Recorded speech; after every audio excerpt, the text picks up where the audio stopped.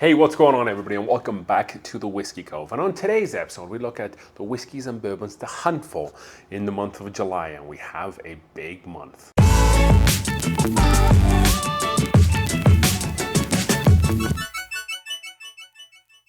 All right then folks, thank you so much for joining us here down in the Whiskey Cove, where we will be exploring and putting on your folks' radar some of the best bourbons to be released in the month of July.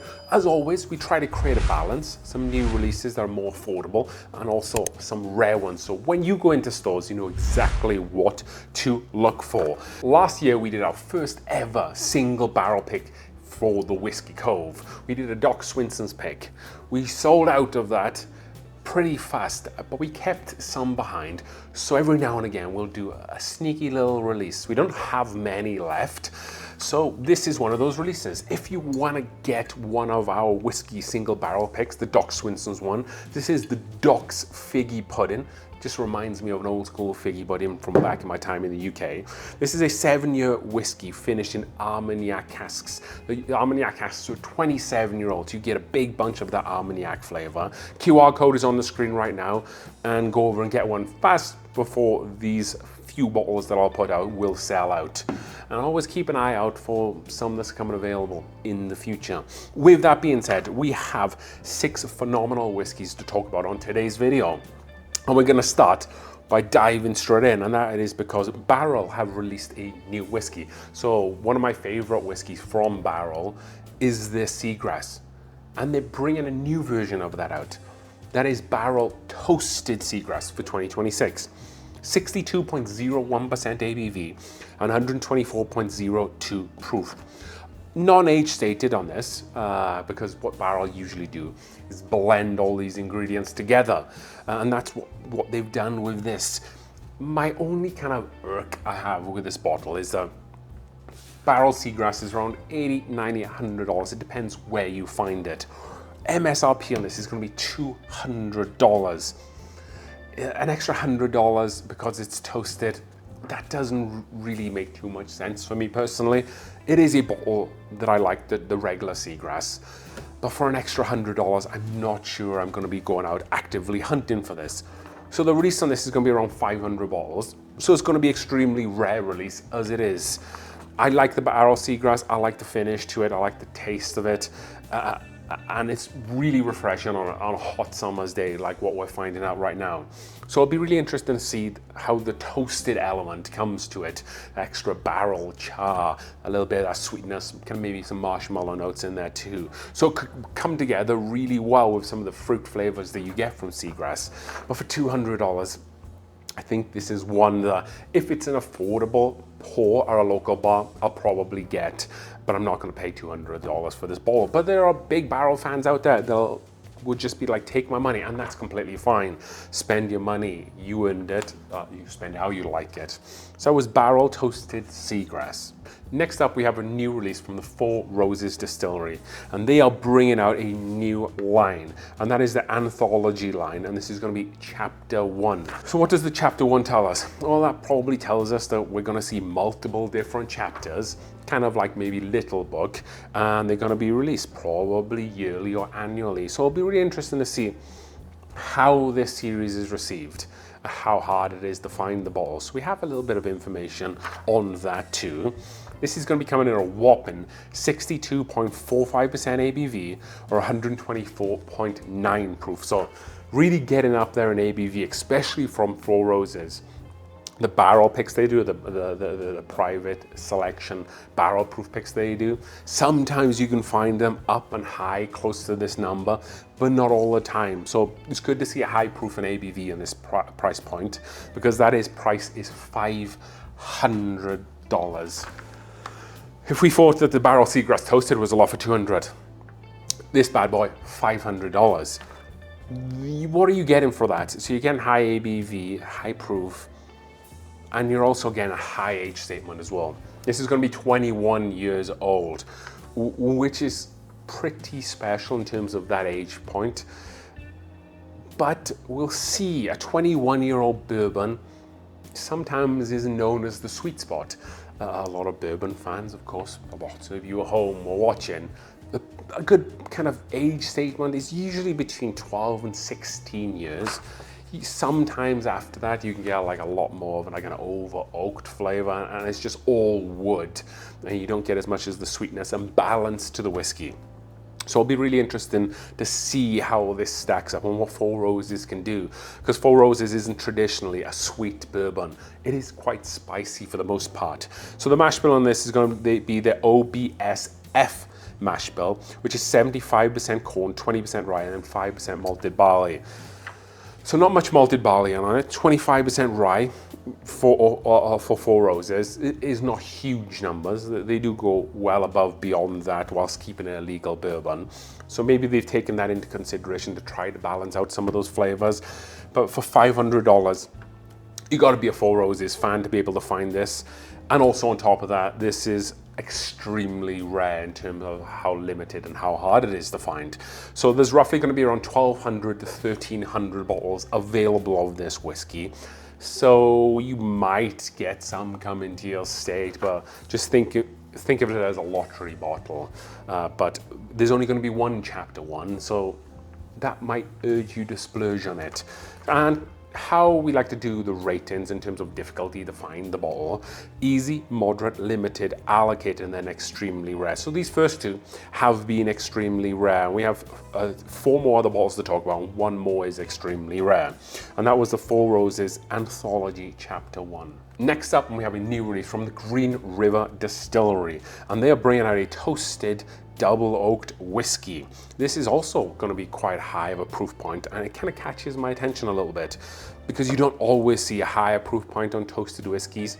Distilleries like to keep them around the 45% to 50% ABV or 90 to 100 proof.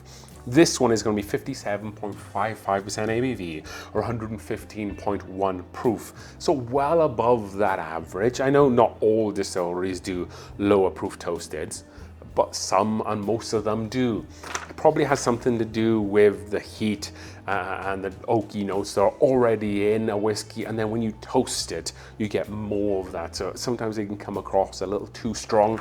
So by proofing it down, it becomes a little bit more approachable. This is going to be 8 years and 6 months, so you're getting a good age statement with this as well. Mash bill is going to be 70% corn, 21% rye, 9% malted barley, and then the price point, and this is much in line with what Green River and Bardstown are doing with their whiskey, $50. So $50 for an 8.6-year-old whiskey, toasted whiskey, that is 57.55% ABV or 115.1 proof, is pretty good value for money. That is what we like to see, and especially with Green River. I feel like they, among some others, are really understanding where the bourbon market is right now. People aren't spending $400-500 all the time like they might have used to be going back a few years ago. People want good whiskey that's findable for a good price point. For $50 for this, kudos to them for being able to come up with that price point for this. This is going to be limited, so limited, allocated, and then extremely rare. So it's going to be like middle of the road. I wasn't able to find a number how many bottles they are putting out of this, which is usually a good sign because it means that it might be too much to count. So that's hopeful. Green River do really well with the distribution as well, and they seem to be knocking it out of the park with a lot of their releases. So really happy that they were able to put this one out, and this is definitely a bottle that I'm going to keep an eye out on moving forward. I like toasted whiskey, and everything about this bottle screams like it could be a good bottle, but without getting it down in the Whiskey Cove, we just don't know. But we'll be looking out for it. And the next 2 bottles we're going to do together because they are from the same distillery, but one's a bourbon, one's a rye. And that is because Penelope are bringing out a range called their Classic series. Like I said, 1 bourbon, 1 straight rye, both coming in at 46% ABV or 92 proof. Both are non-age stated as well. So why are they doing this? So they are trying to highlight how refined their processes are now by using some older methods. What they want to bring out is classic tasting bourbons that are well done, refined, and classic ryes that are findable and really approachable for the masses. So the bourbon is going to be 78% bourbon, 10% rye, and 12% malted barley. So a really low rye in the mash bill. So it should be approachable to a lot of big bourbon fans, but also those who don't like a spicier whiskey. And then the rye is going to be 93% rye, 7% malted barley. So big rye notes in this. This is, as the name would suggest, a classic rye in terms of that mash bill. Bottles is kind of ongoing. We don't know how many, which again is a good sign, but from the news stories and the releases that I was looking at, they want this to basically be everywhere, and it sounds like they're going to be constantly releasing it, and they want this to be on shelves and in people's hands. So kudos to them for doing it. The findability is going to be easy, and that should back up what I've already said. If it's easy, but they haven't released how many bottles they're putting out, my kind of assertion of what they're doing with this is just going to be everywhere. Price point, a couple of different price points here. So the bourbon is going to be $45, and then the rye is going to be $35. These are bottles that I would like to find and see how they fit into that price category. The last release, low price point release that I got from them was the Penelope wheated, which was fantastic. So if they're able to use that as an example of how good whiskey is done and put it towards this classic series, I'm really excited about that. Same proof point as was on that wheated, the 92 proof, 46% ABV. So I'm excited to get my hands on this and see what it's like. And we'll definitely be doing a review on these bottles if we can get them. Then lastly, Bulleit are releasing a new age stated rye. This is going to be Bulleit 20-year rye. So the last time we reviewed a Bulleit product was the Bulleit 12-year rye. Very, very good. That was 95% rye, 5% malted barley in terms of the mash bill. And so is this too. It is going to be 68.5% ABV or 137 proof, which is pretty crazy for a 20-year-old whiskey. Normally when you get to the 20 age statement, the amount of fill that's left in a barrel is like 20% of the original barrel fillness. So the fact that they're coming up with a high ABV, so they're not cutting it back, they're just kind of probably bottling all these barrels together at whatever proof it is pretty respectful. That they don't feel the need that they have to cut it to water to save the amount of whiskey or to kind of proof it up a little bit so they can sell more bottles. So 20-year-old age statement, price point. This is a little outside of Bulleit's traditional pricing category, and that is because it's $300. The bottle itself, you'll see on screen, looks like the 12-year bottle. 95.5 tells me that it's probably sourced MGP stuff, but you're getting a big age statement, you're getting a big ABV. $300.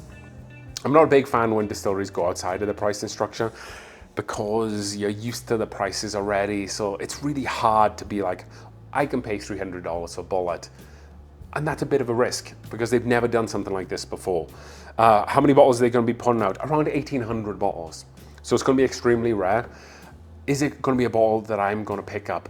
So what I like to do every year is I like to buy one bottle of whiskey that is over $300. This is below that technically at $299.99. However, that is going to be hard for me to do just because, you know, it's Bulleit, right? Kind of like Old Grandad when they put out the Old Grandad 16 and they were charging $220 or whatever it was.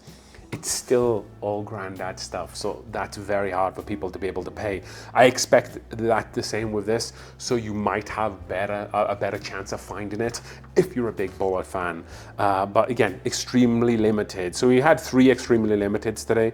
We had a limited and 2 easies as well. My pick of the bunch from today is probably the Green River Toasted Double Oaked, just because it ticks a lot of the boxes, and some of the stuff that Green River Bardstown is doing right now, they're knocking it out of the park. They're understanding the market. So I'm definitely not going to get that bottle, but you never know.